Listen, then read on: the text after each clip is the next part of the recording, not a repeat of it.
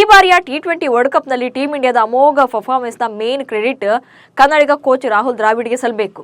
2021ರ ನವೆಂಬರ್ನಲ್ಲಿ ಭಾರತೀಯ ಕ್ರಿಕೆಟ್ ತಂಡದ ಹೆಡ್ ಕೋಚ್ ಪಟ್ಟಕ್ಕೇರಿದ ದ್ರಾವಿಡ್ ಟೀಂ ಇಂಡಿಯಾದಲ್ಲಿ ಅಕ್ಷರಶಃ ದೊಡ್ಡ ಕ್ರಾಂತಿಯನ್ನೇ ಮಾಡಿದರು. ದಿವಾಲ್ ಖ್ಯಾತಿಯ ರಾಹುಲ್ ದ್ರಾವಿಡ್ ರೋಲ್ ತುಂಬಾನೇ ದೊಡ್ಡ ಮಟ್ಟದಲ್ಲಿದೆ. ಆದ್ರೀಗ ಚುಟುಕು ವಿಶ್ವಯುದ್ಧದ ಬಳಿಕ ಮುಖ್ಯ ಕೋಚ್ ಹುದ್ದೆಯಿಂದ ರಾಹುಲ್ ದ್ರಾವಿಡ್ ಕೆಳಗಿಳಿಯೋದು ಕನ್ಫರ್ಮ್ ಆಗಿದೆ. ಆಕ್ಚುಲಿ ರಾಹುಲ್ ದ್ರಾವಿಡ್ ಅವರ ಮೊದಲ ಒಪ್ಪಂದ 2023ರ ಏಕದಿನ ವಿಶ್ವಕಪ್ ಬೆನ್ನಲ್ಲೇ ಕೊನೆಗೊಂಡಿತ್ತು. ಆದರೆ ವಿಶ್ವಕಪ್ ಫೈನಲ್ನಲ್ಲಿ ಭಾರತ ಸೋತ ಬೆನ್ನಲ್ಲೇ ದ್ರಾವಿಡ್ ಅವರೊಂದಿಗಿನ ಒಪ್ಪಂದವನ್ನು ಬಿಸಿಸಿಐ ಮತ್ತೆ ಎಕ್ಸ್ಟೆಂಡ್ ಮಾಡಿತ್ತು. 2024ರ ಟಿ20 ವಿಶ್ವಕಪ್ ವರೆಗೆ ಅವರನ್ನು ಭಾರತದ ಮುಖ್ಯ ಕೋಚ್ ಆಗಿ ಮುಂದುವರಿಸಲು ನಿರ್ಧಾರ ಮಾಡಲಾಗಿತ್ತು. ಅದರಂತೆ ಈಗ ದಕ್ಷಿಣ ಆಫ್ರಿಕಾ ವಿರುದ್ಧದ ಟಿ20 ವಿರುದ್ಧದ ಫೈನಲ್ ಪಂದ್ಯದ ಬಳಿಕ ರಾಹುಲ್ ದ್ರಾವಿಡ್ ಅವರ ಕೋಚಿಂಗ್ ಅಡಿಯಲ್ಲಿ ಟೀಂ ಇಂಡಿಯಾ ಆಡುವ ಪಂದ್ಯವೇ ಕೊನೆ ಪಂದ್ಯವಾಗಲಿದೆ.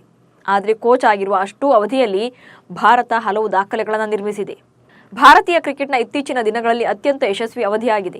ಭಾರತ ತಂಡವು ತವರಿನಲ್ಲಿ ಮತ್ತು ವಿದೇಶದಲ್ಲಿ ದ್ವಿಪಕ್ಷೀಯ ಸರಣಿಗಳಲ್ಲಿ ಪ್ರಾಬಲ್ಯವನ್ನು ಸಾಧಿಸಿದೆ. ಇದಕ್ಕೆ ಪ್ರಮುಖ ಕಾರಣವೇ ಹೆಡ್ ಕೋಚ್ ರಾಹುಲ್ ದ್ರಾವಿಡ್ ಅವರ ಸಾರಥ್ಯ.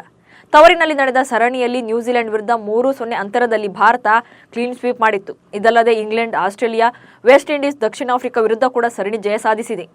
ಟೀಂ ಇಂಡಿಯಾದ ದ್ರೋಣ ರಾಹುಲ್ರ ನೇತೃತ್ವದಲ್ಲಿ ಭಾರತ ತಂಡ ಹಲವು ಸರಣಿಗಳಲ್ಲಿ ಜಯ ಸಾಧಿಸಿದ್ರೂ ಕೂಡ ವಿಶ್ವಕಪ್ ಟೂರ್ನಿಗಳಲ್ಲಿ ಹಿನ್ನಡೆಯನ್ನು ಹೊಂದಿತ್ತು. 2022ರ ಟಿ20 ವಿಶ್ವಕಪ್ನಲ್ಲಿ ಭಾರತ ಸೆಮಿಫೈನಲ್ನಲ್ಲಿ ಸೋಲು ಕಂಡಿತ್ತು. ಬಳಿಕ 2023ರ ಏಕದಿನ ವಿಶ್ವಕಪ್ನಲ್ಲಿ ಫೈನಲ್ನಲ್ಲಿ ಆಸ್ಟ್ರೇಲಿಯಾ ವಿರುದ್ಧ ನಿರಾಸೆ ಅನುಭವಿಸಿತು. ಏಕದಿನ ಮತ್ತು ಟಿ20ಯಲ್ಲಿ ಮಾತ್ರವಲ್ಲದೆ ಟೆಸ್ಟ್ನಲ್ಲೂ ಕೂಡ ಭಾರತ ತಂಡ ಮಹತ್ತರ ಸಾಧನೆ ಮಾಡಿದೆ. 2023ರ ವಿಶ್ವ ಟೆಸ್ಟ್ ಚಾಂಪಿಯನ್ಶಿಪ್ನ ಫೈನಲ್ ತಲುಪಿತ್ತು. ಆಸ್ಟ್ರೇಲಿಯಾ ಎದುರು ಸೋಲು ಕಂಡಿತ್ತು. ರಾಹುಲ್ ದ್ರಾವಿಡ್ ನೇತೃತ್ವದಲ್ಲಿ ಆಡಿದ 24 ಪಂದ್ಯಗಳಲ್ಲಿ 14ರಲ್ಲಿ ಗೆಲುವು ಸಾಧಿಸಿದೆ, 7ರಲ್ಲಿ ಸೋಲು ಕಂಡಿದೆ. ಇನ್ನು Rahul Dravid team India senior ತಂಡದ ಕೋಚ್ ಆಗುವ ಮುನ್ನ ಅಂಡರ್-19 ಟೀಮ್ಗೂ ಕೂಡ ಕೋಚ್ ಆಗಿದ್ರು. ದ್ರಾವಿಡ್ ಕೋಚಿಂಗ್ನ ಅಡಿಯಲ್ಲಿ ಇಂಡಿಯಾ ಅಂಡರ್-19 ಟೀಮ್ ವರ್ಲ್ಡ್ ಕಪ್ ಕೂಡ ಗೆದ್ದಿತ್ತು. ಹಾಗೆಯೇ ಇಂಡಿಯಾ ಎ ಟೀಮ್ಗೂ ಕೂಡ ದ್ರಾವಿಡ್ ಕೋಚ್ ಆಗಿದ್ರು. ನ್ಯಾಷನಲ್ ಕ್ರಿಕೆಟ್ ಅಕಾಡೆಮಿಯ ಡೈರೆಕ್ಟರ್ ಆಗಿಯೂ ಕೂಡ ಕಾರ್ಯನಿರ್ವಹಿಸಿದ್ರು. ದೇಶಾದ್ಯಂತ ಹಲವು ಯುವ ಪ್ರತಿಭೆಗಳನ್ನು ಗುರುತಿಸಿ ಬೆಳೆಸಿದ್ರು. ಟ್ಯಾಲೆಂಟ್ ಹಂಟ್ ಮಾಡೋದ್ರಲ್ಲಿ ರಾಹುಲ್ ದ್ರಾವಿಡ್ ಇರೋದು ಯಾವತ್ತೂ ಕೂಡ ಎತ್ತಿದ್ದ ಕೈ. ಅಂಡರ್-19 ಟೀಮ್ ಇಂಡಿಯಾ ಎ ಮತ್ತು NCA ಡೈರೆಕ್ಟರ್ ಆಗಿದ್ದಾಗ ದ್ರಾವಿಡ್ ಯುವ ಕ್ರಿಕೆಟಿಗರನ್ನ ಪತ್ತೆ ಮಾಡೋದಕ್ಕೆ ಹೆಚ್ಚಿನ ಒತ್ತು ಕೊಟ್ಟಿದ್ರು. ಅಂದರೆ ಭವಿಷ್ಯದ ಟೀಂ ಇಂಡಿಯಾವನ್ನು ಕಟ್ಟೋಕೆ ರಾಹುಲ್ ದ್ರಾವಿಡ್ ಮುಂದಾಗಿದ್ರು. ಅದರಲ್ಲೂ ಯಂಗ್ ಕ್ರಿಕೆಟರ್ಸ್ಗೆ ಹೆಚ್ಚಿನ ಇಂಪಾರ್ಟೆನ್ಸ್ ನೀಡಿದ್ರು.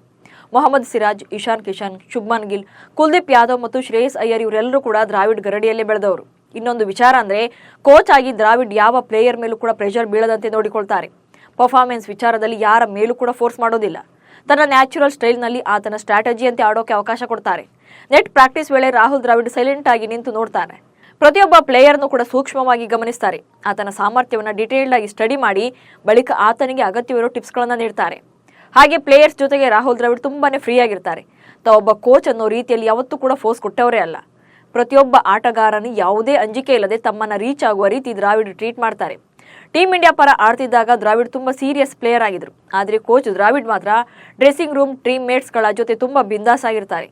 ಅಂತೂ ಟಿ20 ವರ್ಲ್ಡ್ ಕಪ್ನಲ್ಲಿ ಟೀಂ ಇಂಡಿಯಾದ ಟಾಪ್ ಪರ್ಫಾರ್ಮೆನ್ಸ್ಗೆ ರಾಹುಲ್ ದ್ರಾವಿಡ್ ಕೋಚಿಂಗ್ ಕೂಡ ಮುಖ್ಯ ಕಾರಣ. ಕ್ರಿಕೆಟರ್ ಆಗಿ ಬಳಿಕ ಕೋಚ್ ಆಗಿ ದ್ರಾವಿಡ್ ವಾಲ್ನಂತ ಟೀಮ್ ಕೂಡ ಕಟ್ಟಿದ್ದಾರೆ. ಭಾರತೀಯ ಕ್ರಿಕೆಟ್ನ ಭವಿಷ್ಯವನ್ನು ಇನ್ನಷ್ಟು ಗಟ್ಟಿಗೊಳಿಸಿದ್ದಾರೆ. ಹೀಗಾಗಿ ರಾಹುಲ್ ದ್ರಾವಿಡ್ಗೊಂದು ಹ್ಯಾಟ್ಸ್ ಆಫ್ ಹೇಳಲೇಬೇಕು.